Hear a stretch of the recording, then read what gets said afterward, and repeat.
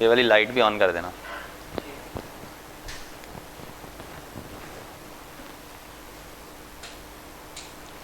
चलें जी स्टार्ट करते हैं। आखिरी क्लास आखिरी पास पेपर, ठीक है।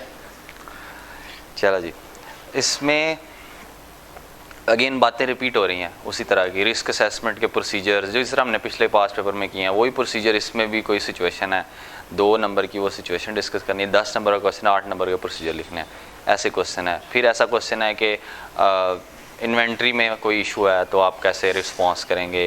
इन्वेंट्री के प्रोसीजर्स भी बुक के अंदर दिए हुए हैं, तो वो भी आप वहाँ से आपको याद हो तो आप लिख सकते हैं। फिर इस पेपर के अंदर और क्या मज़े की बात है, प्रोविजंस जो आपके लिटिगेशन क्लेम वाली होती है उसके बारे में उसने प्रोसीजर्स बुक में दिए हुए हैं, तो वो आप लिख सकते हो, ठीक है। अब एनालिटिकल प्रोसीजर का एक सवाल हमने किया था, याद होगा आपको, रिस्क असेसमेंट का, जिसमें बताया था कि सेल बढ़ रही है तो इसका मतलब है कि फ़लाँ मसला होगा ये, तो ये एक और क्वेश्चन हम करेंगे आज। इसके अलावा हम एक क्वेश्चन रिस्क असेसमेंट वाला मैंने बता दिया। इसके अलावा हम क्वेश्चन करेंगे जी मटीरियलिटी के ऊपर छोटा सा, और एक एक्सपर्ट के ऊपर उसने पूछा है कि जनाब ये यहाँ पे एक्सपर्ट की ज़रूरत है कि नहीं है। वहाँ पे आप छोटी सी बात बताता हूँ जिससे आपको पता चलेगा कि एक्सपर्ट की ज़रूरत कब पड़ती है, किस एस्टीमेट में पड़ती है और किस एस्टीमेट में नहीं पड़ती। और फिर उसके बाद IS 10 की बातें, जो पहले को पेपर एक डिस्कस किया था उसी तरह का IS 10 का है कि एडजस्टमेंट की ज़रूरत है कि नहीं है। एडजस्टमेंट की ज़रूरत है तो बताएं कि आप ऑडिट रिपोर्ट को कैसे देखेंगे उसके अंदर। फिर अगेन उस तरह एक और क्वेश्चन है रिस्क असेसमेंट का। यहाँ पे ये ओपन एंडेड क्वेश्चन है इस पेपर में ना, क्वेश्चन नंबर 7। वो ओपन एंडेड क्वेश्चन ऐसे है कि वो कहता है कि जनाब पहले हमने ऑडिट हमारा सही होता आ रहा है 10 सालों से, एक एंटिटी में कोई मसला नहीं है, तो इसीलिए हमने उसके कंट्रोल्स जो है ना वो टेस्ट ही नहीं किए और हम फ्रॉड रिस्क फैक्टर्स को कंसीडर ही नहीं कर रहे। तो हम उसको बताएंगे, मैंने आप लोगों को बताया था कि 3 तरह का रिस्क तो हमेशा होते ही होते हैं एंटिटी में। कौन कौन से? Improper revenue recognition, override of controls और transaction outside normal course of business. ये 3 रिस्क हमेशा होंगे। कभी भी आपको कोई कहे ना जनाब इसमें तो रिस्क असेसमेंट करने की ज़रूरत ही नहीं है, बल्कि यहाँ तो फ्रॉड है ही नहीं, क्योंकि हमें पता है कि 10 साल से एंटिटी बड़े अच्छा काम करे, तो हम कहेंगे 3 रिस्क हमेशा होते हैं, आप गलत कह रहे हैं, ठीक है। तो ये आपने वो रिस्क लाजमी याद करने हैं। मैं आप लोगों को ये हैंड आउट का नंबर जो है ना, पेज नंबर ये बताऊँगा बुक से, ये लाजमी आपको वो पेज याद होना चाहिए। चलें जी स्टार्ट करते हैं। क्वेश्चन नंबर 1, क्वेश्चन नंबर 1 है जी, कौन सी अटेम्प्ट है? ऑटम 20, आप लोगों के पास है ना, मैंने पेपर भेजा था आई गेस ग्रुप के अंदर। ऑटम 2020 की अटेम्प्ट है। इसका क्वेश्चन 1 है, लिखता है जी you are manager responsible for audit of Oak private limited OPL for the year ending 30 सितंबर 2020। क्वेश्चन 1 कह रहे हैं, इसका ईयर एंड है 30 सितंबर 2020।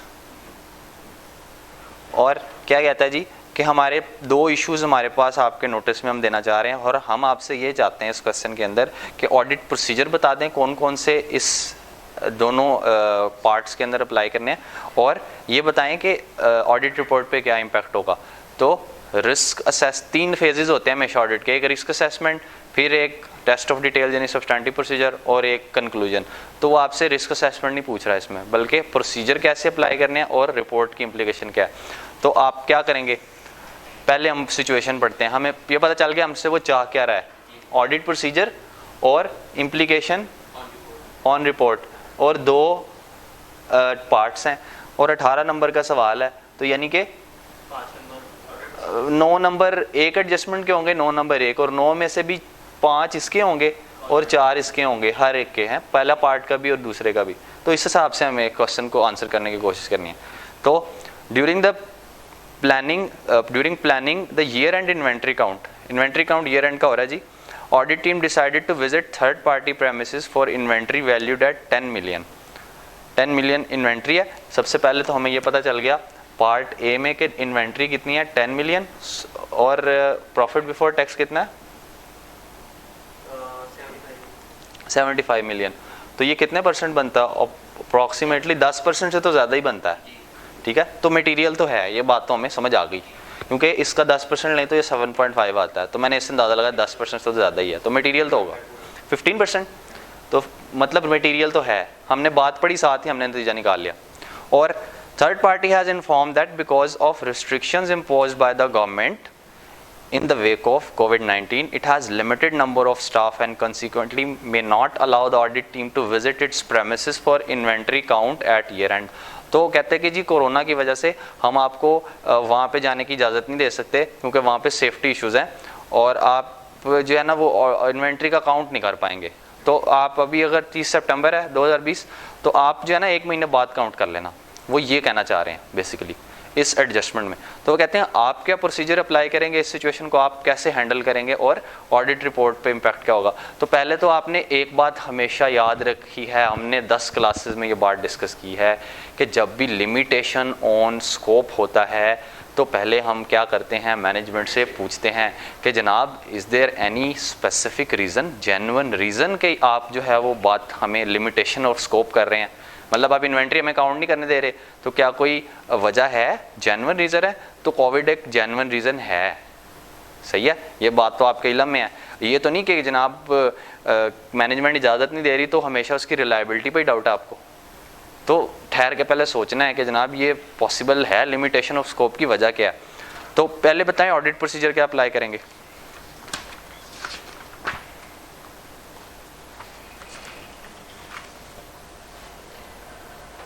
तो देखो 2 पॉसिबिलिटीज़ हैं। सबसे पहले या तो मैनेजमेंट को हम क्या कहें कि हमें 30 सितंबर पे पॉसिबल करा के दो, या हम 31 अक्टूबर पे कर लेंगे। स्टैंडर्ड 2-3 दिन बाद करने की भी तो इजाज़त देता है ना। या तो इस पे करना है, लेकिन इन दोनों को डिसाइड कैसे करेंगे, पहले प्रोसीजर इंक्वायर करेंगे मैनेजमेंट से कि जनाब क्या वजूहात हैं कि इन्वेंट्री आप हमें काउंट नहीं करने दे रहे, ठीक है। पहले हम ये कहेंगे, हम पहले ये कंसीडर करेंगे क्योंकि कोविड एक जेन्युइन रीज़न है, तो पहले हम ये कंसीडर करेंगे कि क्या स्टॉक काउंट 31 अक्टूबर को हम कंडक्ट कर सकते हैं। फिर हम ये कहेंगे कि आप अगर कंडक्ट कर सकते हैं, पहली सिचुएशन ये वाली है अगर, तो क्या प्रोसीजर अप्लाई करेंगे। वो कहते हैं आप जो है फिजिकल का, अब देखो खुद बताओ स्टैंडर्ड क्या कहता है कि अगर आपने ये कुछ दिन बाद, ईयर एंड के कुछ दिन बाद स्टॉक काउंट करना है तो जो इशुएंसेस हैं वो माइनस कर दें, जो थर्ड पार्टी स्टॉक है वो अगर किसी को इशू हो गया है तो उसको भी माइनस कर दें, तो वो वाले प्रोसीजर अप्लाई करने हैं, उसकी तरफ ये एग्जैक्ट बात कर रहा है। तो वो कहते हैं कि आप अगर यहाँ पे कर सकते हैं तो पहले कंडक्ट करें फिजिकल काउंट, उसको सुपरवाइज करें। आप कंडक्ट करने से मुराद क्या है, आपने गिनना नहीं है, आप इन्वेंट्री को कभी भी गिनते नहीं हैं, ऑडिटर गिनता नहीं है, मैनेजमेंट गिनती है। आप क्या करते हैं, ऑडिट प्रोसीजर क्या है, ऑब्जर्वेशन, ऑब्जर्व करते हैं, सही है। तो आप ऑब्जर्व करेंगे फिजिकल काउंट इन्वेंट्री का एट द डेट ऑफ 31 अक्टूबर, अगर ये पॉसिबल है तो, ठीक है जी। अच्छा, फिर उसके बाद हम मैनेजमेंट से पूछेंगे, अच्छा हमने तो काउंट कर लिया, अब ये बताएं कि क्या जो चेंजेस हैं 30 सितंबर से 31 अक्टूबर के दरमियान क्या आपने वो अकाउंट फॉर कर लिए हैं, जो ऐड होने वाली चीज़ें हैं वो ऐड कर ली हैं, जो लेस होने वाली हैं वो लेस कर ली हैं। अगर आपने कोई चीज़ इशू कर दी है तो मतलब यहाँ तक पहुँचे तो एक चीज़ 100 यूनिट पड़ी थी, यहाँ पे पहुँचे तो 80 रह गई, तो मतलब 20 इशू कर दिया, ये 20 इशू हुआ भी इसमें ऐड होगा तब 100 बनेगा, और तब हमें पता चलेगा कि ये 30 सितंबर पे था। तो ये वाली बातें आप कंफर्म कर लें उनसे। आप ये भी बात कर, आपने पहले स्टॉक टेक को ऑब्जर्व कर लिया, फिर आपने कहा कि कोई जो चेंजेस हैं between the date of count and the date of financial statements या ईयर एंड, वो आपने चेंजेस रिकॉर्ड कर लिए हैं, और अगर कोई चेंजेस सिग्निफिकेंट हैं तो उसके बारे में मैनेजमेंट से पूछ भी लें कि जनाब हमने तो सारी चीज़ें प्लस माइनस करके भी देखा, हमारा तो स्टॉक टैली नहीं हो रहा, 30 सितंबर और अक्टूबर की चेंजेस में कोई डिफरेंसेस हैं, तो मैनेजमेंट से उसको रिजॉल्व भी करें। फिर कहता है कि दूसरी पॉसिबिलिटी भी हो सकती है, क्या, एक और भी पॉसिबिलिटी वो कहता है कि क्या वीडियो लिंक के थ्रू स्टॉक काउंट हो सकता है। देखो यहाँ पे देखो, ये माइंड से सोचने वाली बात है। जस्ट लिमिटेशन आप पे लगाई गई, आप काउंट नहीं कर सकते। आपको पता है लिमिटेशन ऑफ स्कोप में एक सिचुएशन ये भी लिखी हुई है उसने स्टैंडर्ड में, आपकी बुक के अंदर लिखी हुई है कि जब मटेरियल मिसस्टेटमेंट की वजह से कब आपका रिपोर्ट मॉडिफाई होता है और लिमिटेशन ऑफ स्कोप की वजह से कब मॉडिफाई होता है। अगर आपने पढ़ा हो तो उसके अंदर उसने लिमिटेशन ऑफ स्कोप में इन्वेंट्री का भी कहा है कि आप जो है वो इन्वेंट्री का काउंट ही नहीं कर पाए, वो भी लिमिटेशन ऑफ स्कोप है।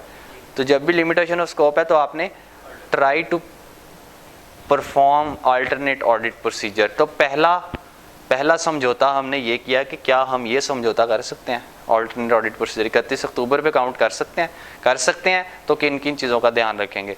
अगर वीडियो लिंक के थ्रू कर सकते हैं तो एक और समझौता है अल्टरनेट ऑडिट प्रोसीजर अप्लाई करेंगे। हमने समझौता किया कि किस हद तक इस लिमिटेशन ऑफ स्कोप को रिमूव किया जा सकता है, ठीक है। फिर अगर ये पॉसिबल ही नहीं है कि आप जो है वो इसके बाद काउंट कर सकें, अगर ये पॉसिबल ही नहीं है कि 30 सितंबर के अलावा आप किसी और डेट में काउंट कर सकें, क्योंकि हो सकता है, देखो दोनों सिचुएशंस लिखनी है आपने, ये नहीं कि जनाब इसको लिख दिया और इसको ना लिखा। पॉसिबल है ना मैन्युफैक्चरिंग ऑर्गेनाइजेशन हो और एक कपड़ा कटता है और जाके उससे फिनिश गुड बनता है, तो महीने में जो है वो स्टॉक की सूरत हाल ही बदल जाती है। तो आपके लिए पॉसिबल नहीं है कि आप जो है वो 30 सितंबर की बजाय 31 अक्टूबर को जाके स्टॉक काउंट कर सकें। तो फिर आपने क्या प्रोसीजर परफॉर्म करने हैं? फिर नहीं अच्छा, आप सबसे पहले क्या मैनेजमेंट से इंक्वायर करेंगे? थर्ड पार्टी स्टॉक तो नहीं पड़ा आपके पास कोई? और हमारा स्टॉक थर्ड पार्टी के पास पड़ा हुआ है। हमारा स्टॉक, हाँ जी, किसी थर्ड पार्टी के पास पड़ा, ये आपने इशू कर दिया, तो वो आप पहले बता दें हमें। और आप ये भी बताएंगे कि आपके स्टॉक की कंडीशन क्या है। अगर आपका थर्ड पार्टी के पास स्टॉक पड़ा है तो आप उससे पूछ के कंफर्मेशन मंगवा लेंगे कि हमारा स्टॉक सही सलामत है, कोई ऑब्सोलीट तो नहीं हो गया कोई। और अगर एक अच्छा कंट्रोल है ऑर्गेनाइजेशन का कि जब भी कोई स्टॉक इशू होता है वो लाजमी सिस्टम में अपडेट कर देते हैं और वो डेली का डेली काउंट करते हैं, अच्छे कंट्रोल्स हैं, मैनेजमेंट से कंफर्म करेंगे do you have controls in place that you always count and update your system as per the count, ठीक है, and you regularly resolve the discrepancy. कोई भी डिस्क्रिपेंसी होती है फिजिकल और सिस्टम में, आप उस वक्त ही सॉल्व कर लेते हैं, ठीक है। ये सारी बातें हम पूछेंगे तो हमें कुछ ना कुछ तसल्ली होना शुरू होगी कि यार अगर इसने हमें स्टॉक शीटें दी हैं, स्टॉक का ऑडिट कैसे होता है, स्टॉक शीट आपको देते हैं, ये क्वांटिटी पड़ी है, ये इतनी पड़ी है, इतनी पड़ी है ये रन पे, हम कहेंगे यार सिस्टम तो रेगुलरली काउंट करता है और हम ये लोग जो हैं वो काउंट रोज़ करके तो सिस्टम अपडेट कर लेते हैं, तो मतलब कंट्रोल अच्छे हैं। कंट्रोल चेक कर लें आप, कोई थर्ड पार्टी के पास पड़ा हुआ है स्टॉक तो उसको चेक कर लें, ठीक है। अगर आप कंडक्ट नहीं कर सकते, इम्प्रैक्टिकेबल है आपके लिए, अगर आप जो इन्वेंट्री काउंट आपको लाजमी 30 सितंबर पे करना है तो फिर हम देखेंगे हालात कैसे हैं। अच्छी ऑर्गेनाइजेशन है, कंट्रोल्स अच्छे हैं, तो हम उस चीज़ पे रिलाई कर सकते हैं कि नहीं कर सकते, उससे हवाले से उसने बात की है। फिर आप रिपोर्ट के बारे में क्या कहेंगे? रिपोर्ट के बारे में क्या कहेंगे? अब भी दो सिचुएशंस ही हैं। आपने कहा लिमिटेशन ऑफ स्कोप है, अगर ये बात सही निकली, अगर पहली बात तो ये कि आपने कहा कि आप स्टॉक के काउंट को ऑब्जर्व नहीं कर पाते, लेकिन आपको पता चला कंट्रोल्स बहुत अच्छे हैं और आपको सफिशिएंट अप्रोप्रिएट ऑडिट एविडेंस मिल गया कि कंपनी रेगुलरली स्टॉक को अपडेट कर रही है सिस्टम से देख के, तो मतलब क्या कि आपको ऑडिट एविडेंस मिल गया इन्वेंट्री अटेंड किए बगैर भी, तो फिर आप अनमॉडिफाइड ओपिनियन देंगे। मतलब लिमिटेशन ऑफ स्कोप जो है उसका कोई सोल्यूशन भी निकल आया, ठीक है, हमें ऑल्टरनेटली पता चल गया कि कंट्रोल्स अच्छे हैं, लेकिन अगर आप अटेंड ना कर पाए और आपको पता भी है कि मुझे ऑडिट एविडेंस नहीं मिल रहा, कंपनी के रेगुलर स्टॉक अपडेट्स नहीं होते, सिस्टम और फिजिकल को देख के वो रोज़ाना की बेस पे अपना सिस्टम अपडेट नहीं करते, बल्कि उन्होंने भी ईयर एंड के बाद एक ही दफ़ा गिनना होता है और वो गिनना भी मिस हो गया, ठीक है, तो फिर मतलब ये कि और वो आपको गिनने भी नहीं दे रहे, हम उनको कह रहे हैं 30 सितंबर को, वो कहते हैं नहीं गिनने देना। अब लिमिटेशन ऑफ स्कोप है, पॉसिबल है कि ये हो सकता है, इस सिचुएशन में आप क्या करेंगे? और देखो आपने क्या किया, यहाँ पे ऑडिट प्रोसीजर में अल्टरनेट प्रोसीजर्स अप्लाई करने की कोशिश की, ठीक है। अब रिपोर्ट में जाते हुए दोनों पॉसिबिलिटी निकल सकती है ना। पहली पॉसिबिलिटी ये कि स्टॉक गिन लिया, सब ठीक है, अनमॉडिफाइड ओपिनियन, और आपने लिमिटेशन ऑफ स्कोप के लिए अल्टरनेट ऑडिट प्रोसीजर लगाए, नहीं बात बनी, फिर क्या करेंगे? फिर आप एक क्वालिफाइड ओपिनियन देंगे, ऐसे ही है ना, और उसको लिमिटेशन ऑफ स्कोप समझेंगे क्योंकि हमारा अल्टरनेट प्रोसीजर से मसला हल नहीं हुआ। फिर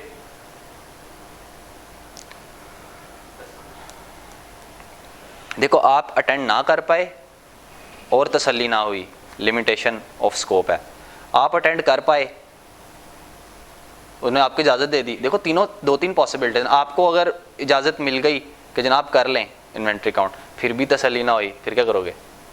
फिर लिमिटेशन ऑफ स्कोप होगा? नहीं, फिर तो नहीं होगा ना, उन्होंने इजाज़त दे दी कि आप 30 सितंबर को कर लें, फिर वो मिस स्टेटमेंट होगी और उसको फिर हम डिफरेंट तरीके से फिर उसके लिए हम एडवर्स या क्वालिफाइड ओपिनियन देंगे। लेकिन अगर ये लिमिटेशन ऑफ स्कोप रहा, डिस्क्लेमर देंगे या क्वालिफाइड ओपिनियन देंगे, लेकिन इन्वेंट्री को देख के हमें उसने अंदाज़ा लगा दिया कि जनाब इन्वेंट्री क्या है, इन्वेंट्री के इफेक्ट्स मटेरियल हैं बट परवेसिव नहीं है, क्योंकि material pervasive effects are those effects which are not confined to single account balance and if so confined represents substantial portion and in relation to disclosures is fundamental to the user's understanding of financial statement। तो क्या ये major part है financial statement का? नहीं। Single account को represent करता है या बहुत सारे अकाउंट्स पे इसका इफेक्ट होगा? एक अकाउंट पे इफेक्ट होगा, बहुत सारे अकाउंट्स पे इसका इफेक्ट नहीं होगा। तो इसका मटेरियल तो है लेकिन परवेसिव नहीं है, तो इसके लिए हम सिर्फ क्वालिफाइड ओपिनियन देंगे अगर हमें पता चला कि ये लिमिटेशन ऑफ स्कोप की वजह से नहीं बल्कि मटेरियल मिसस्टेटमेंट की वजह से है। तो 2-3 पॉसिबिलिटीज़ निकाल के आप ओपिनियन को क्वालिफाई मॉडिफाई की बात उससे कर दोगे। और फिर जब आप कहोगे कि हमने ओपिनियन मॉडिफाई करनी है, क्वालिफाई करनी है या एडवर्स करनी है, तो क्या एक बात और नहीं लिखोगे? हमेशा ये बात भी लाजमी लिखना कि बेसिस फॉर ओपिनियन या बेसिस फॉर क्वालिफाइड ओपिनियन या basis for disclaimer of opinion में रीजंस बतानी है। क्या? कि हम क्यों अपनी ओपिनियन मॉडिफाई कर रहे हैं, ये बात लाजमी लिखनी है इस पैरे में। अच्छा आगे अब प्रोविजंस पे आ जाएं। क्वेश्चन में क्या कहता है? Competitor has alleged that OPL has infringed its patent rights and has taken legal action। अच्छा इन्वेंट्री के कुछ प्रोसीजर्स ना समझ आए ना, 2-3-4 तो मैंने बताया ना अपेरेंटली सवाल से देख के, तो आपके माइंड में वो पेज नंबर 150 एंड 151 पे प्रोसीजर्स लिखे भी हुए हैं। सर वैसे भी अगर जो 4-5 में रिटन प्रैक्टिस भी हो जाए तो बहुत सही। हाँ जी, रिटन प्रैक्टिस भी हो जाए। एग्जामिनर को अच्छा लगता है कि आप सवाल में से ढूंढ के उससे बात करें, ठीक है। आपको जब ढूंढने के बाद प्रोसीजर अप्लाई करने में मसला हो, आपको 5 प्रोसीजर पूरे करने हैं, 2 सवाल से देख के लिख लिए, 3 अपनी मेमोरी से जो याद किए वहाँ से उठा के लिख लिए, सही है। अच्छा, competitor has alleged that OPL has infringed its patent rights and has taken legal action for damages। एक कंपेटिटर ने कहा कि आपने मेरा नाम इस्तेमाल करके तो प्रोडक्ट्स बेचे हैं, ठीक है, आपने, मैं आपके खिलाफ सूट फाइल करूँगा, 500 मिलियन का मैंने आपको सूट फाइल किया है। और OPL के जो लॉयर है ना, उसने कहा कि मैं इस वक्त कोई एस्टीमेट नहीं लगा सकता कि कितने पैसे आपको पे करने पड़ेंगे, और कोई प्रोविज़न भी हमने नहीं बनाई, लेकिन OPL कहता है कि मैं डिस्क्लोज़ करना चाह रहा हूँ इस बात को ना, मेरा मकसद है कि मैं इसको डिस्क्लोज़ करूँ। हमने पूछा प्रॉफिट कितना है, वो कहता है 75 मिलियन। हमने कहा आपका लीगल केस की अमाउंट कितनी है, वो कहता 500 मिलियन। तो हमने कहा ये तो बहुत बड़ी अमाउंट है, और अगर इससे आपका प्रॉफिट लॉस में चेंज हो जाएगा, ऐसे ही है ना, इससे आपका और आपका गोइंग कंसर्न भी इफेक्ट हो सकता है, ठीक है ना। तो आए इस बात को एवेलुएट करते हैं कि ऑडिट प्रोसीजर आप क्या अप्लाई करेंगे। सबसे पहले प्रोविजंस के बारे में क्या ऑडिट प्रोसीजर है, बड़े सिंपल है।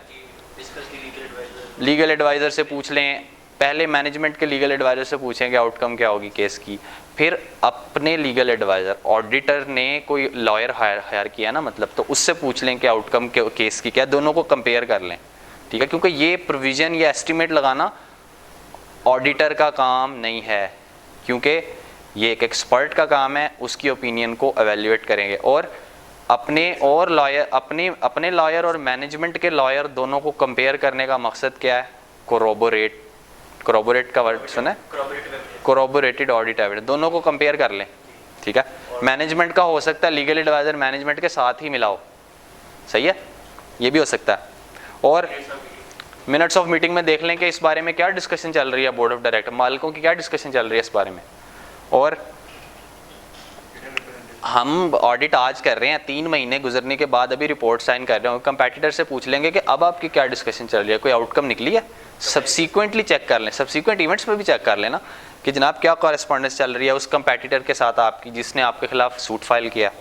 और वो कहता है कि अच्छा मैनेजमेंट डिस्क्लोजर डालना चाह रही है फाइनेंशियल स्टेटमेंट में, आप उसको डिटरमिन कर लें कि उसने सही डाल दिया, उसको वैल्यूएट कर लें। और रिटर्न रिप्रेजेंटेशन भी दे लें मैनेजमेंट से कि क्या आउटकम होगी, और ये भी रिप्रेजेंटेशन ले लें कि क्या कोई और आउटकम तो नहीं है जो आपने डिस्क्लोज़ नहीं किया हमें, ठीक है। जब एक बात पता चलती है तो 100 बातें और भी निकल सकती हैं। इस चीज़ की हमेशा पॉसिबिलिटी ऑडिटर को माइंड में रखनी चाहिए। और लिटिगेशन के बारे में आप क्या मतलब देखेंगे? अगर मैनेजमेंट को हमने कहा कि जनाब हमारे हिसाब से तो आउटकम बनती है 250 मिलियन या कम से कम 500 मिलियन, मैनेजमेंट कहती है जी बिल्कुल मैं भी डिस्क्लोज़ ही करना चाह रही हूँ, तो एग्री करगी तो हमें कोई एतराज़? उसको डिस्क्लोज़ कर दिया उसने, ये कह रहे हैं कि 250 मिलियन बन गई तो प्रोविजन तो क्रिएट करनी पड़ेगी। अगर आप प्रोविजन करनी पड़ेगी बिल्कुल। 500 मिलियन का एस्टिमेट है तो लॉयर, अपने लॉयर से पूछा, उसने कहा 300 मिलियन, उसके लॉयर उसने कहा भाई 200 मिलियन। तो अच्छी लाइबिलिटीज़ को कभी भी अंडरस्टेट नहीं करना। तो अच्छी हमने एस्टिमेट, बेस्ट एस्टिमेट से 300 मिलियन फॉर एग्जांपल रिकॉर्ड कर लिया मैनेज प्रोविजन से, हाँ प्रोविजन रिकॉर्ड करेंगे। और फिर आपने क्या करना है, प्रोविजन रिकॉर्ड कर ली तो अब मैनेजमेंट मतलब एग्री करके डिस्क्लोज कर दिया तो मामला हल हो गया, अनमॉडिफाइड ओपिनियन। लेकिन वो कहता है ये क्लेम प्रॉफिट बिफोर टैक्स का कितने परसेंट है, 6-7 रिप्रेजेंट सिग्निफिकेंट पोर्शन। आप एक बात जो है ना, एम्फेसिस ऑफ मैटर पैराग्राफ खोलें, ठीक है, जहाँ पे लिखा हुआ है बुक के अंदर, उसमें लिखें, उसमें देखें सिचुएशंस के अंदर उसने लिखा होगा, मेरे माइंड में आ रहा है, आई एम नॉट श्योर, कि a material uncertainty related to exceptional litigation, word लिखा होगा उसमें ऑडिट में। एम्फेसिस ऑफ मैटर पैराग्राफ कब कब डलता है?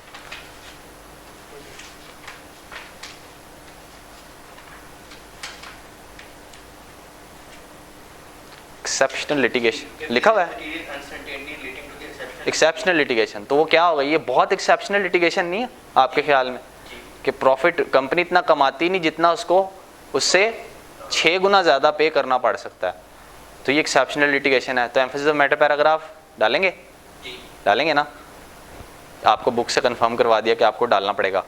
और फिर आप क्या करेंगे, जो जिस नोट में आपने ये बात बताई है कि जनाब मेरे ये केस का रिजल्ट आ सकता है, प्रोविजंस के अंदर जाके, प्रोविजन के नोट के अंदर एम्फेसिस ऑफ मैटर पैराग्राफ में उस नोट का रेफरेंस देंगे कि भाई 5वें नंबर नोट में जाके देखें कंपनी पे 6 गुना लायबिलिटी हो सकती है, ठीक है। ये हम एम्फेसाइज करेंगे, जोर देंगे इस बात पे। और अगर मैनेजमेंट एग्री नहीं करती फिर ओपिनियन को मॉडिफाई करना पड़ेगा और उसके अंदर रीजंस लिखनी पड़ेंगी कि मैं अदर मैटर पैराग्राफ क्यों आएगा, क्यों किसी प्रेडिसेसर ऑडिटर ने ऑडिट किया नहीं, प्रोविजंस के केस में सिर्फ एम्फेसिस ऑफ मैटर पैराग्राफ। अच्छा, अब क्वेश्चन नंबर 2 बड़ा मज़े का है। इस तरह का क्वेश्चन बड़ा हाँ इंटरेस्टिंग होता है और नंबर लेना आसान भी होता है।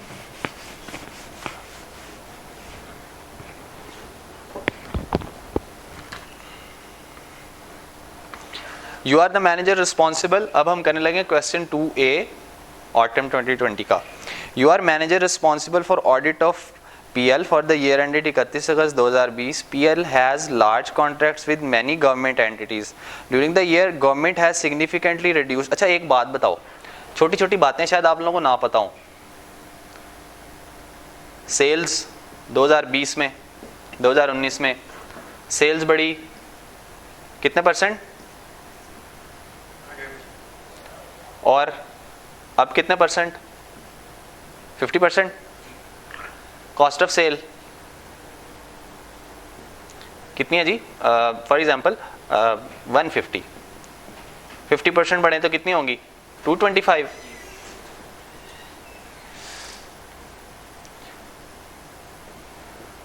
अब सेल बढ़ी 50%, ऐसी है 50% बढ़ गई, 250 का आधा होता है 125, उससे मैंने अंदाज़ा लगाया कि ये 50% बढ़ी।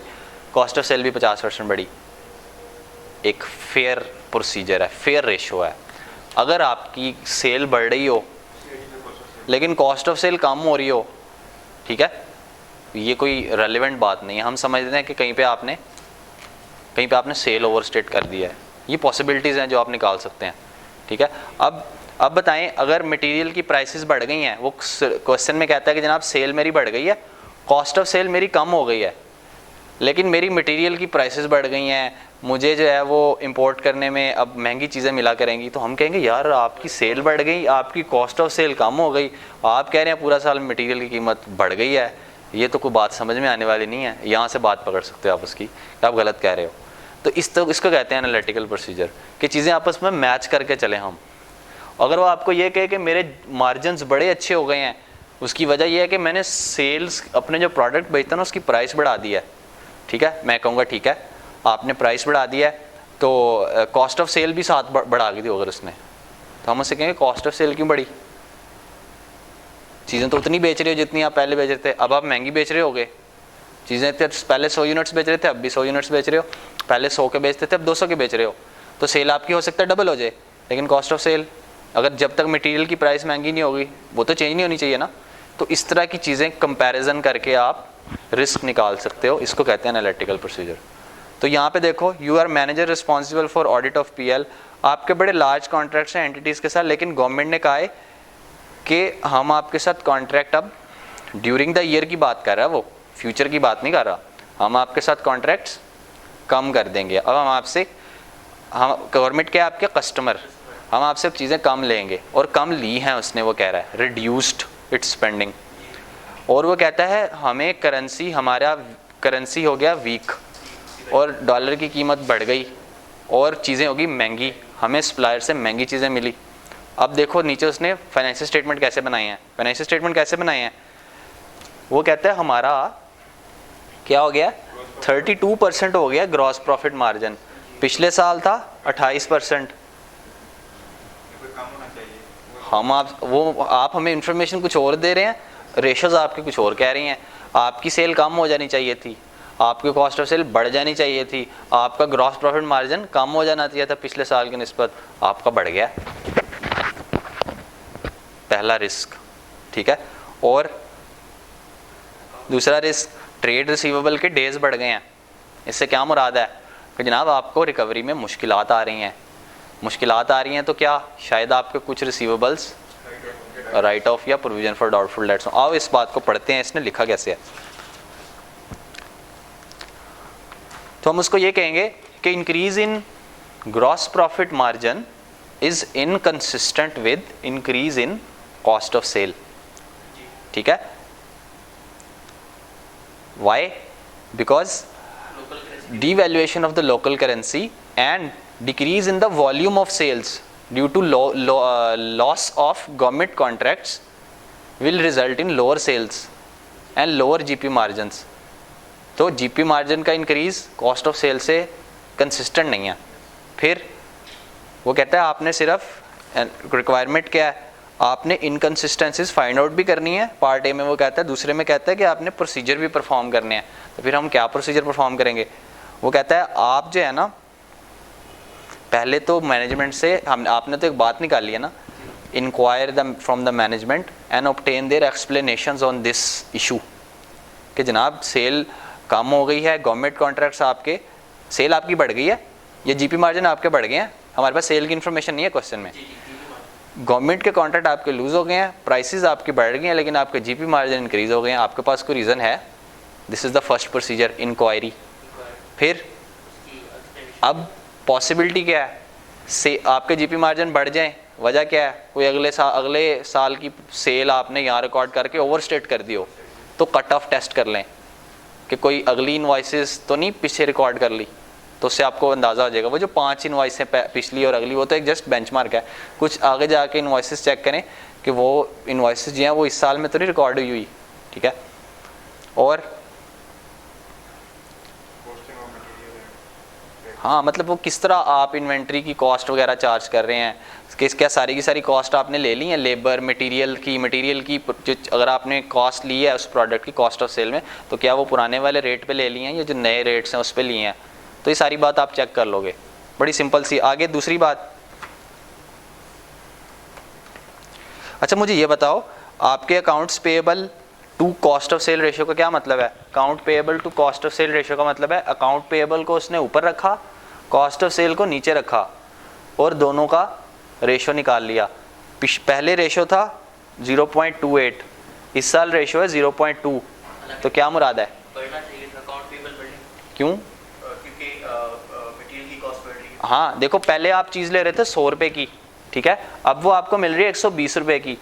अकाउंट पेएबल में आपके पहले बैलेंस आ रहा था 100, अब आना चाहिए 120।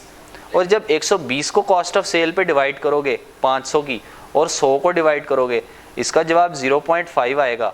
ये जो भी आएगा इसका जवाब कम आएगा, इसका जवाब ज़्यादा आएगा और इसका कम आएगा। ऐसी है, ये उलट होगा। क्या होगा? इन दोनों का ज़रा आंसर निकालें। 0.2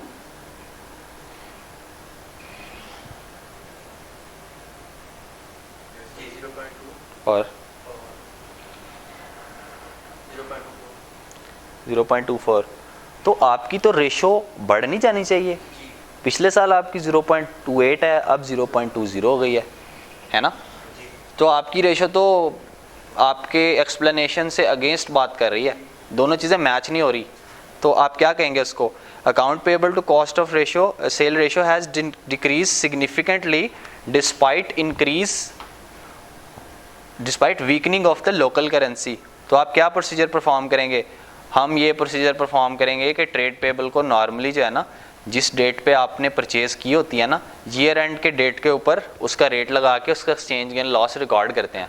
ठीक है, आपने क्या ऐसा किया है? हो सकता है आपने ना किया हो, हम चेक कर लेते हैं कैलकुलेशन आपकी।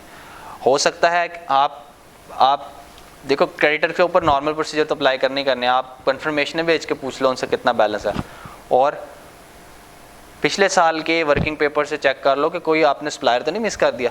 पिछले साल भी आ रहे थे 10 सप्लायर, इस साल 8 आ रहे हैं, वो 2 निकले भी हैं या आपने ऐसे ही निकाल दिए? सही है ना? तो ये प्रोसीजर आप अप्लाई कर सकते हो। ट्रेड रिसीवेबल इंक्रीज़ हो गए हैं उनके डेज, तो इससे क्या प्रॉब्लम आ सकती है? हो सकता है कि आपको मुश्किलात आ रही हैं अपने कस्टमर से पैसे रिसीव करने में। अगर मुश्किलात आ रही हैं तो इसका मतलब है कि हो सकता है कोई एक आधा कस्टमर आपको लेट पे कर रहा हो या उसका इरादा ना हो पे करने का। तो उस कस्टमर के लिए आप प्रोविज़न रिकॉर्ड कर लें। और प्रोविज़न आप कैसे रिकॉर्ड करेंगे, उसके लिए प्रोसीजर क्या अप्लाई करेंगे? आप सबसे पहले जाके मैनेजमेंट कहेंगे कि अपनी एजिंग वाइज, मतलब कौन सा डेटर कितना पुराना है उसकी लिस्ट दें पहले हमें, एजिंग एनालिसिस कहते हैं उसको। और मेजर कस्टमर से फिर कंफर्मेशन भी ले लें, और अगर उसका रिप्लाई आए कि नहीं मेरा आपकी तरफ कोई बैलेंस ही नहीं है, तो इसका मतलब है कि वो आप, या उसका जवाब भी ना आए जिस पे आपको शक है। कोई एक कस्टमर है वो 360 दिन पुराना है और उससे आपको जवाब भी नहीं आ रहा, तो डेफिनेटली आपको उसके जो है ना प्रोविज़न रिकॉर्ड करनी चाहिए कि ये डाउटफुल है। सही हो गया जी? तो ये क्वेश्चन था।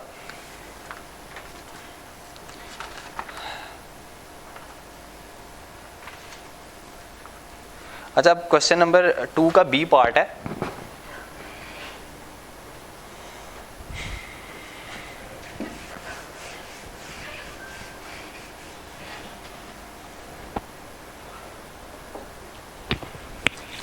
ये आइटम 20 का क्वेश्चन नंबर 2, इसका बी पार्ट।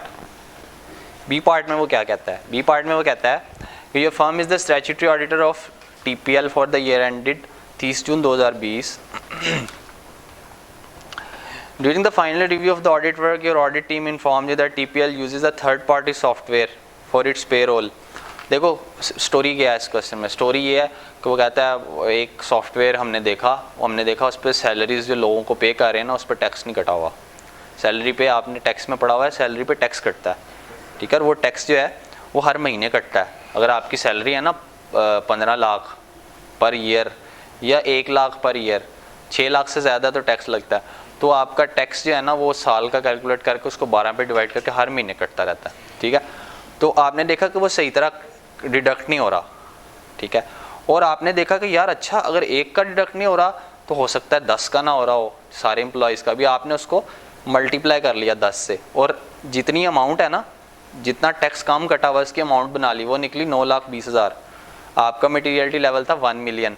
आपने कहा ये तो मटीरियलिटी से बहुत कम है, तो लेकिन मैनेजमेंट से बात, आप मैनेजमेंट के पास भागे गए, आपने कहा कि जनाब आपने टैक्स नहीं काटा। वो कहते कोई नहीं, हम अगले महीने काट लेंगे सारा, ठीक है। लेकिन ये महीना ईयर एंड का है, अगले महीना अगला साल चढ़ जाना है। तो वो कहता है अब आप बताएं कि क्या आपका जो जूनियर है जिसने मटीरियलिटी का थ्रेशोल्ड डिसाइड करके आपको कह दिया है कि जनाब ये चीज़ इमटेरियल है, तो क्या उसने बात ठीक की है? और दूसरा वो कह रहा है अब आप क्या करेंगे, आप अगर सीनियर हैं तो आप क्या स्टेप्स परफॉर्म करेंगे। तो वो कहता है सबसे पहले तो आप ये प्रोसीजर परफॉर्म करेंगे, सबसे पहले तो आपका ये तरीका कि सारी ही ट्रांजैक्शंस गलत हैं। आपने कहा कि एक ट्रांजैक्शन में एक एम्प्लॉय का टैक्स नहीं डिडक्ट हो, आपने पकड़ के 10 से मल्टीप्लाई कर दिया, ये आपने थोड़ा सा गलत किया। ठीक है, पहली बात तो वो ये कह रहा है, वो कह रहा है कि आप पहले देखें, रुक के देखें। ऑडिट सीनियर को कह रहे हैं कि आप रुक के देखें कि एक ट्रांजैक्शन में एक एम्प्लॉय में मसला है या सारे एम्प्लॉयज़ में मसला है। पहले तो ये बात करें, स्टेप्स टेकन जो उसने रिक्वायरमेंट में पूछा। और वो कहता है आप उस एरर की वजह ढूंढें, क्या वो सिस्टम का मसला है, अगर सिस्टम का मसला है तो फिर कंट्रोल्स में मसला है और फिर कंट्रोल वीकनेस स्टार्ट हो जाएगी। तो आप रुक के देखें कि वजह क्या है बात की। एरर तो हो गया, एरर की वजह क्या है और एरर सिर्फ एक में है या सब में है, और अगर सब में है तो क्या करें। अब ये वो स्टेप्स हैं जो आपने ऑडिट सीनियर ने जूनियर की बात सुनने के बाद परफॉर्म किए। अब ऑडिट प्रोसीजर क्या है, वो कहते हैं आप जो है किसी आईटी स्पेशलिस्ट को बुलाएं, ठीक है, और उससे सिस्टम चेक कराएं कि सॉफ्टवेयर ठीक काम कर रहा है और क्या टैक्स आप लेट पे कर रहे हो, अगर टैक्स आपने काटा ही नहीं तो कोई फाइन पेनल्टी तो नहीं लगेगी। ये पॉसिबिलिटीज हैं जो आप निकालते हो बीइंग एन ऑडिटर। और क्या आपने अगर टैक्स काटा नहीं तो अब मैनेजमेंट को कहें तो क्या वो मान जाएगी, अगर वो मान जाएगी तो क्या वो एफपीआर के लिए वो टैक्स जो नहीं काटा अब जमा करा दिया उसने, या जमा नहीं भी कराया तो कम से कम पेएबल बुक कर लिया उसने अपने फाइनेंसेस में, अगर कर लिया तो हम कुछ भी नहीं कहेंगे उनको। और आप ये भी पॉसिबिलिटी ढूंढेंगे कि जनाब एक एरर तो सॉफ्टवेयर में आ गया, आईटी स्पेशलिस्ट ने कहा, तो हो सकता है बाकी एरर्स भी हों, कोई और भी एरर्स हों सॉफ्टवेयर में।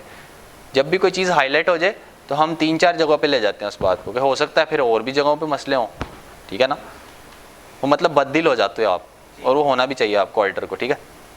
Accounting treatment suggested by management is not correct because payable form employee have been understated at year end. तो आप बस ये जो मैंने बातें बताई ना ये आप लिखते हैं तो आपको नंबर मिल जाएंगे। अच्छा, क्वेश्चन A3, इसको मैं जस्ट सिर्फ आपको बताऊंगा कि ये रिलेटेड पार्टी ट्रांजैक्शन है। क्या लिखा हुआ है जी उसने क्वेश्चन 3 में कि CL your audit team observe that CL has sold one of its free hold land. एक लैंड जो है ना वो MPL को उसने सेल कर दिया है और 10 मिलियन के लॉस पे सेल कर दिया। और your team further investigation of matter and reading of minutes of board, पता चला कि जिस कंपनी को, हमारी कंपनी ने जिस कंपनी को लैंड बेची है उस कंपनी का डायरेक्टर जो है वो हमारी कंपनी का डायरेक्टर भी है, ठीक है। 20% से मुराद ये कि वो तकरीबन डायरेक्टर ही है उस कंपनी का, क्योंकि जिसके पास ज़्यादा शेयर होल्डर होती है वो डायरेक्टर होता है। तो मतलब ये है कि दोनों कंपनियां आपस में रिलेटेड पार्टी होगी और डायरेक्टर का स्टेक दोनों तरफ है, इस कंपनी में भी और उस कंपनी में भी। तो हो सकता है जिस कंपनी में वो लैंड बेच रहे हैं उसको फ़ायदा दिलाना चाह रहा हो, ठीक है। और कुछ पैसे कैश में पे कर दिए और कुछ जो है वो 5 सालों के किस्तें बना के पे करेगा।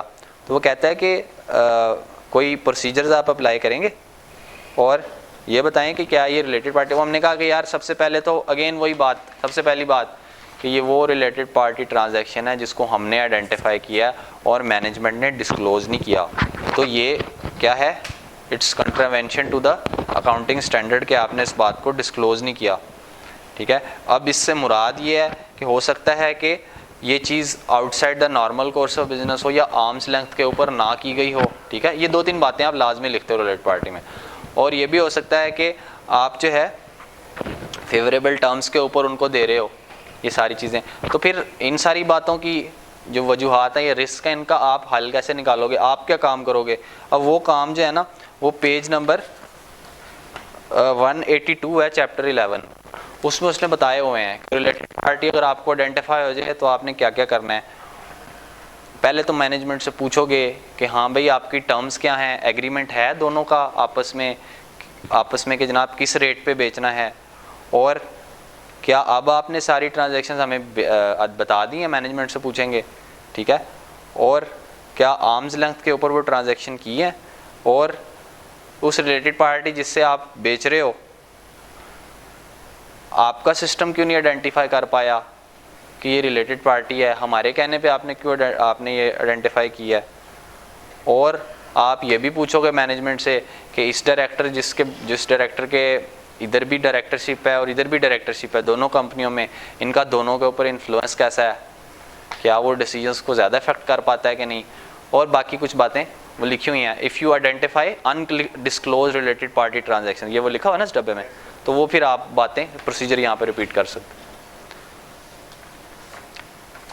अच्छा, क्वेश्चन 4 वही है जो मैंने आपको बताया था कि जनाब एक है जी ईयर एंड किस कंपनी का 30 जून, लेकिन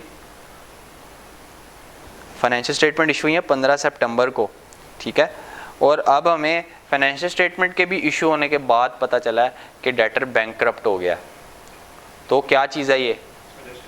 एडजस्टिंग इवेंट है। तो उसने पूछा क्या क्या? टेररिस्ट अटैक तो नहीं, पहले वाले पार्ट में देखो क्वेश्चन 4A का, वो 2 पार्ट हैं। नहीं सर, पहले पार्ट नहीं है। Due to destruction of its production resulting in terrorist attack on 20 August. हाँ, आप filed bankrupt due to destruction of its production resulting in terrorist attack on this. हाँ, तो उससे क्या फ़र्क पड़ता है? कंडीशन एग्जिस्ट कर रही थी। आपका डेटर, देखो कुछ इवेंट्स कंट्रोल में होते हैं, कुछ नहीं कंट्रोल में होते, लेकिन आपका डेटर अब आपको पैसे नहीं देगा, ये बात तो आप सही कर सकते हो ना। ये नाम लेके लिखी हुई है उसने स्टैंडर्ड में, इसलिए हम उसको चेंज नहीं कर सकते कि भाई अगर आपका डेटर बैंकक्रप्ट हो गया या उससे रिसीवेबल नो मोर रिसीवेबल है अब, तो आपका हमेशा वो एडजस्टिंग इवेंट होता है। आपको ये पता चल जाएगा। आप क्वेश्चन 4A1 में लिखेंगे क्या कि this is the incident even after the year and but it provide evidence of the condition exist at the reporting date.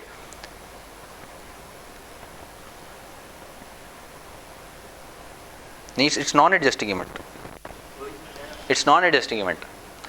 जहाँ पे उसने स्टैंडर्ड में बात लिखी है ना, वो लिखी है कि रिसीवेबल के बारे में पता चले कि वो बैंकक्रप्ट हो गया है due to the conditions in our control, कि आपको पता था कि उससे पैसे नहीं मिलने, लेकिन आपके इल्म में नहीं रहा वो बात मालूम करना। लेकिन अब जो डेटर से आपको रिकवरी हो रही है वो ना उसके कंट्रोल में था टेररिस्ट अटैक, उसके कोई पैसे उठा के ले गया फॉर एग्जांपल, तो ये एक आउट ऑफ कंट्रोल इवेंट है मेरे ख्याल से, इसलिए ये नॉन एडजस्टिंग इवेंट है।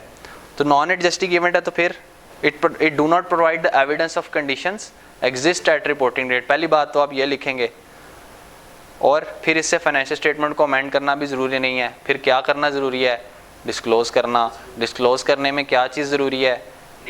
Nature of the event and estimate of its financial effect. और अब आ जाएं उस बात के ऊपर, किस पे भला? ऑडिटर को क्या काम करने की ज़रूरत है? रिक्वायरमेंट में दोनों बातें पूछी हैं कि फाइनेंशियल स्टेटमेंट अमेंड करनी है कि नहीं, और ऑडिटर को क्या करना है? हम कहेंगे this is event occurred after issuance of financial statements. तो 560 के सब्सीक्वेंट इवेंट्स में चले गए हम उस चैप्टर में, और हमने पढ़ा था कि अगर फाइनेंशियल स्टेटमेंट की इशुएंस के बाद कोई इवेंट हो तो auditor is not responsible to perform any audit procedures. फिर अगर आप प्रोसीजर परफॉर्म करने के लिए रिस्पॉन्सिबल नहीं है तो फिर क्या करना है? आपको कोई एक्शन परफॉर्म नहीं करना, लेकिन आपको क्या करना है? DDI है ना, inquire from the management whether financial statement need amendment. नहीं, इंक्वायर करें how you address the matter in financial statement, determine whether amendment is required. DDI में यही था ना, डिटरमिन, इंक्वायर एंड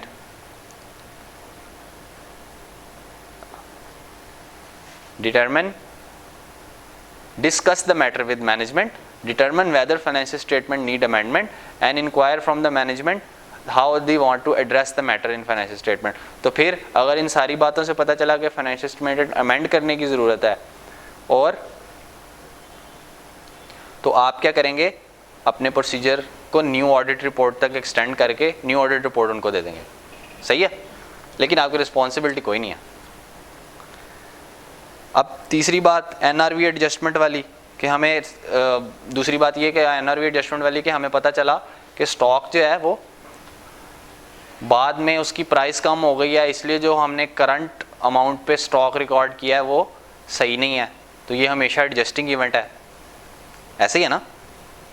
लेकिन ये इवेंट कब हुआ है? फाइनेंशियल स्टेटमेंट के ईयर एंड के बाद, कि पता चला कि जनाब स्टॉक की एनआरवी कम हो गई है, कॉस्ट अगर फाइनेंशियल स्टेटमेंट में 100 रुपये आ रही है तो मार्केट में तो वो चीज़ 80 रुपये की बिक रही है, तो ये हमेशा एडजस्टिंग इवेंट है। अगेन इसमें भी वही बात लिखनी, लेके वैसे ही चलना है कि difficulty in selling the inventory after year end, ठीक है। Give the evidence about NRV at year end, it provide evidence of the conditions at year end, so it's an adjusting event. फिर आपको एडजस्टिंग इवेंट है तो क्या करना है, इसकी एडजस्टमेंट करनी है। एनआरवी और कॉस्ट को मैनेजमेंट से कहना है कंपेयर करें और एडजस्टमेंट फाइनेंशियल स्टेटमेंट में डालें। फिर प्रोसीजर क्या अप्लाई करेंगे, ऑडिटर क्या काम करेगा। अब ये तो आपने ऊपर ऊपर से बता दी कि एडजस्टमेंट डाल देंगे, वो सारा काम करेंगे कैसे? सारा काम ऐसे करेंगे, मैनेजमेंट के पास जाएंगे कि जनाब कौन सी चीज़ें हैं जो आपने ईयर एंड के बाद आपको पता चल रहा है कि इनकी सेलिंग प्राइसेस कम हो गई हैं, आप हमें लिस्ट दें। लिस्ट देखने के बाद आप खुद कंपेयर करेंगे एनआरवी और कॉस्ट, अपनी तसल्ली करेंगे कितनी एडजस्टमेंट की अमाउंट बन रही है, और आप कहेंगे अच्छा जिस इन्वेंट्री को डिस्कशन कर रहे हो क्वेश्चन में, हो सकता है और भी आइटम्स हों, तो कंप्लीट स्टॉक शीट लेके सारों को चेक कर लेंगे, कॉस्ट और एनआरवी, और बीच में से कुछ स्लो मूविंग आइटम्स हैं उनकी एनआरवी स्पेसिफिकली चेक करेंगे, ठीक है। या कोई ऑब्सोलीट आइटम है तो उनको ऑब्सोलीट या राइट ऑफ करने की ज़रूरत है तो राइट ऑफ करेंगे, और बस इतनी सी बातें आप कर लेंगे तो आपको नंबर मिल जाएंगे।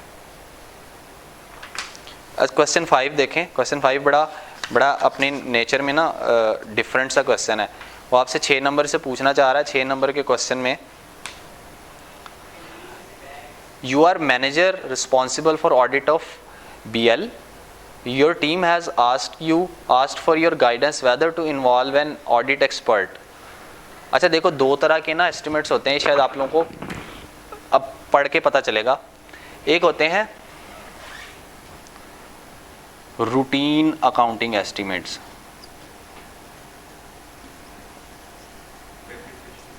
हाँ एग्जैक्टली, मैं भी यही कहना चाह रहा हूँ। कुछ रूटीन अकाउंटिंग एस्टिमेट्स होते हैं और एक होते हैं कॉम्प्लेक्स अकाउंटिंग एस्टिमेट्स।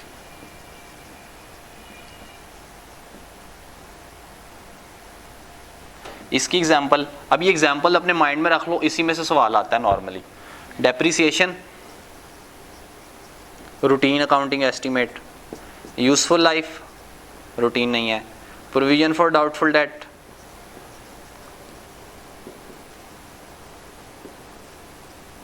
और इधर आ जाओ रीवैल्यूएशन, आपके बस की बात नहीं, बड़ा कॉम्प्लेक्स है। इसमें और इसमें फ़र्क करके देने की वजह यह है कि इसके अंदर ऑडिटर से एक्सपेक्ट किया जाता है, क्या एक्सपेक्ट किया जाता है कि ये काम आप खुद भी कर लोगे, बेशक इसमें एस्टिमेट इन्वॉल्व है लेकिन आपको वर्किंग करनी आती है, ये आपके पहुंच से बाहर है, एक्सपर्ट हायर करना पड़ेगा, ठीक है। तो इसी बारे में वो क्वेश्चन कर रहा है कि कौन सी चीज़ें हैं जिस पे आप खुद काम कर लेंगे और कौन सी चीज़ों के लिए एक्सपर्ट। रीवैल्यूएशन, इम्पेयरमेंट, एनआरवी, और कौन सी चीज़ें हैं जिसमें आप, लिटिगेशन की प्रोविज़न। तो जब भी आपको इनमें से क्वेश्चन आए ना तो 2 प्रोसीजर तो लाजमी बना लेना, कोई गलत नहीं करेगा, कि जनाब hire an expert and obtain its opinion regarding the matter and check competence and capability of expert. 2 procedure रट लो, लाजमी यूज़ हो जाएंगे।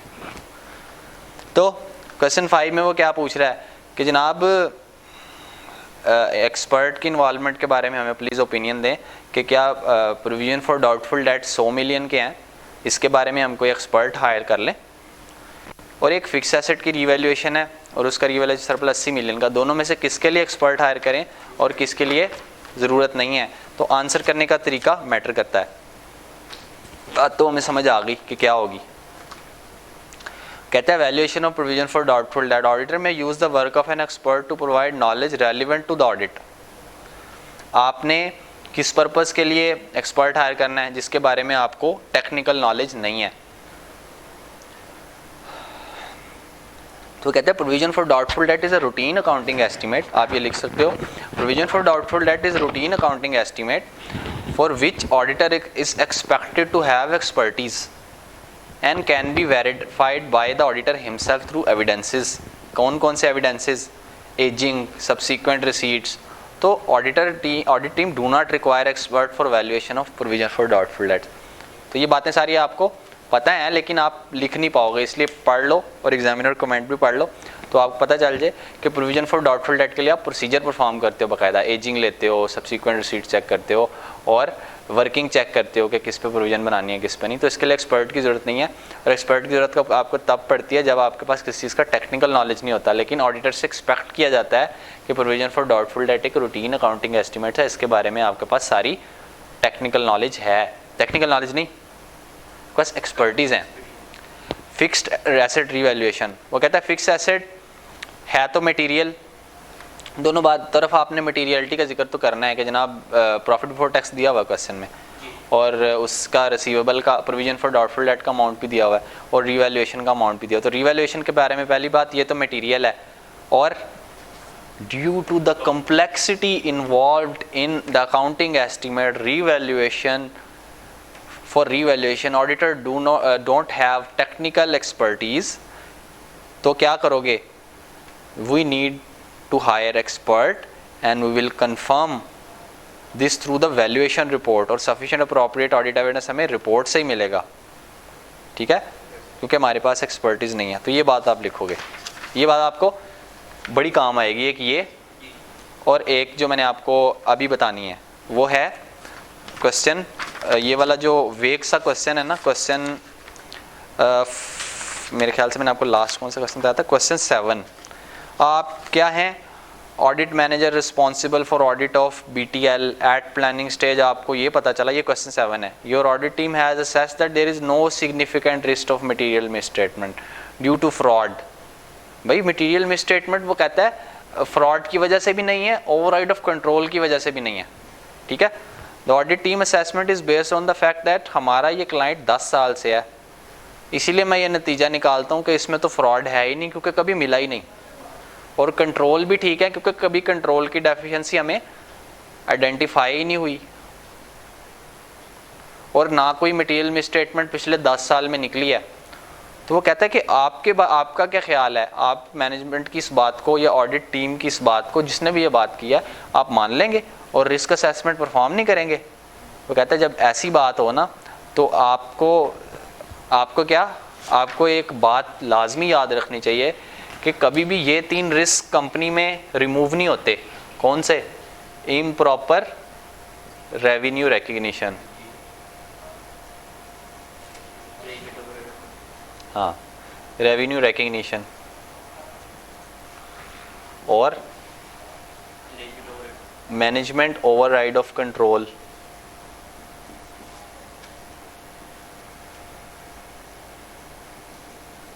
और फ्रॉडुलेंट आप कह सकते हो रिलेटेड पार्टी ट्रांजैक्शन या transaction outside the normal course of business, ठीक है। ये चीज़ें हमेशा रिस्क हैं, तो ये बात आप उसको इस क्वेश्चन में बताओगे, और ये बात आप 8 नंबर के लिए उसको बताओगे। और ये बात लिखी भी हुई है, लेकिन ये बात कहीं पे हेडिंग दे के नहीं लिखी हुई, बल्कि आप जब बुक पढ़ोगे ना पेज 50 और 51 खोलें, उसमें ये बात लिखी हुई है उसने, कि ये 3 बातें तो होती ही होती हैं, और उसमें उसने क्या लिखा है उस पेज को आपको रट्टा मारना चाहिए। ऐसी सिचुएशंस में हम उसको आंसर कर सकते हैं। वो सिचुएशंस क्या हैं कि ये एज्यूम किया जाता है कि मैनेजमेंट का रिस्क है रेवेन्यू रिकग्निशन का। वो कहता है कि ये तो हमेशा रिस्क है कि मैनेजमेंट जो है वो रेवेन्यू को ओवर स्टेट कर सकती है। किन किन वजूहत की बुनियाद पर? प्री मेच्योर रेवेन्यू रिकग्निशन, अभी चीज़ें डिस्पैच नहीं की, पहले सेल रिकॉर्ड कर ली, तो ये पॉसिबिलिटी तो हमेशा रहेगी। फिक्टिशियस रेवेन्यू रिकॉर्ड कर लेना, ये भी एक आपकी रेवेन्यू रिकग्निशन का फ्रॉड हो सकता है, ठीक है। और ओवरराइड ऑफ कंट्रोल, वो कहता है management is in the unique position to perpetrate fraud because of management's ability to manipulate records and prepare fraudulent financial statements by overriding of controls that otherwise appear to be operating effectively। तो ये 2 बातें जो paragraphs हैं ना, जो ये start हो रहे हैं, ये बातें आपने पढ़ी हो तो ये क्वेश्चन बड़ा आराम से सॉल्व हो जाता है। और ये बात आपको कभी भी क्लिक नहीं होगी कि यार ये लिखनी है, वो क्वेश्चन पढ़ के ये पेज पे आना, ये आपको कभी पता नहीं चलेगा, लेकिन ये बात अगर याद है तो आप उस पेज तक पहुंच जाएंगे, ठीक है। और फिर आपको प्रोसीजर क्या परफॉर्म करने हैं, वो नीचे उसने लिखा है कि जनरल एंट्रीज को टेस्ट कर लो लेजर के अंदर, ठीक है, वो नीचे लिखा हुआ है पार्ट ए में, इसी पेज के आखिर पे। और अकाउंटिंग एस्टिमेट्स को चेक कर लो, significant transaction outside normal course of business को चेक कर लो। अगर आप ये चीज़ें चेक करोगे तो आपको पता चलेगा कि ये चीज़ें एग्जिस्ट कर रही हैं कि नहीं कर रही, और कर रही हैं तो आप इसको एलिमिनेट कर पाए हो कि नहीं कर पाए, क्योंकि ये तो हमेशा होंगी। कभी भी आपको कोई कहे ना कि यार रिस्क असेसमेंट परफॉर्म करने की ज़रूरत नहीं है, तो आप उसको कहोगे नहीं, ये रिस्क हमेशा होते हैं, इन पे हमें हमेशा काम करना है, ठीक है। तो ये आपका सवाल हो सकता है इस चीज़ से, इसका आंसर भी तकरीबन यही लिखा हुआ है। तो ये हमारा ऑडिट का पेपर था, और ये भी इतना मुश्किल नहीं था मेरे ख्याल से, आपको समझ आना शुरू, आई होप हो गया होगा चीज़ों को आंसर करना। सिर्फ कोड ऑफ एथिक्स रह गया हमारा, वो उस पर हम कभी, आप लोग जब फील करेंगे क्लास पढ़ने के बाद कि आप लोगों को एथिक्स की बातें नहीं समझ आई, तो हम उस पर क्लास रख लेंगे, ठीक है। बाकी बेस्ट ऑफ लक आप लोगों के पेपर के लिए, और हमारा जो है वो आज सेशन ख़त्म हो रहा है, तो बस आप लोग को अल्लाह ताला कामयाब करे जी। आमीन। ओके जी, अल्लाह हाफ़िज़।